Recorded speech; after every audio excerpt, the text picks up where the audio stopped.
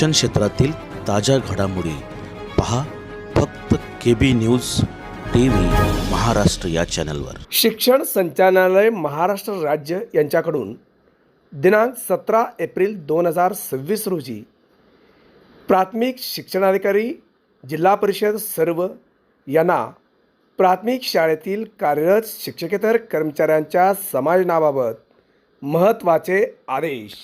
दिनांक 13 एप्रिल 2026 रोजी शिक्षण उपसंचालक पुणे विभाग पुणे यांनी शिक्षणाधिकारी माध्यमिक जिल्हा परिषद सोलापूर यांना शिक्षकेतर कर्मचारी यांच्या समायोजनाबाबत आदेश काढले होते। सदर आदेशाची कार्यवाही करण्यासाठी शिक्षणाधिकारी माध्यमिक जिल्हा परिषद सोलापूर यांनी प्राथमिक शिक्षणाधिकारी जिल्हा परिषद सोलापूर यांच्याकडून शिक्षकेतर कर्मचारी यांची यादी मागून घेण्यात आली होती। अशा कर्मचाऱ्यांचे समायोजन प्रक्रिया तात्काळ करण्यासाठी प्रयत्नही चालू होते।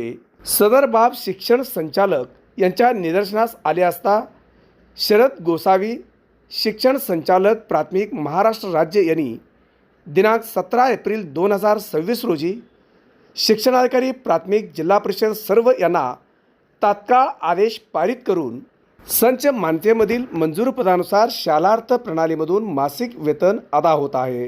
तथापि काही प्राथमिक शाळांमध्ये शिक्षकेतर कर्मचारी कार्यरत आहेत, परंतु संच मान्यता 2025-26 मध्ये प्राथमिक शाळांमध्ये शिक्षकेतर पदे मंजूर नाहीत।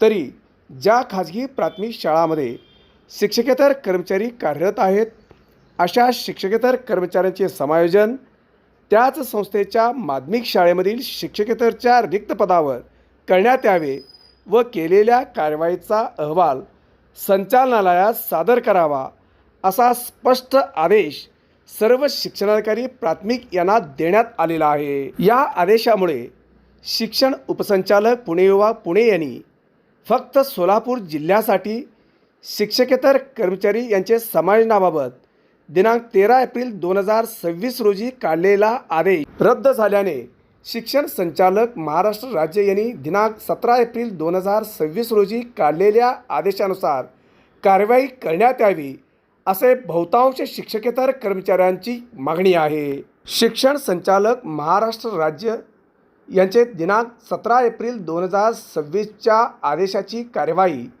शिक्षणाधिकारी प्राथमिक जिल्हा परिषद सर्व यांनी तात्काळ करतील अशी अपेक्षा।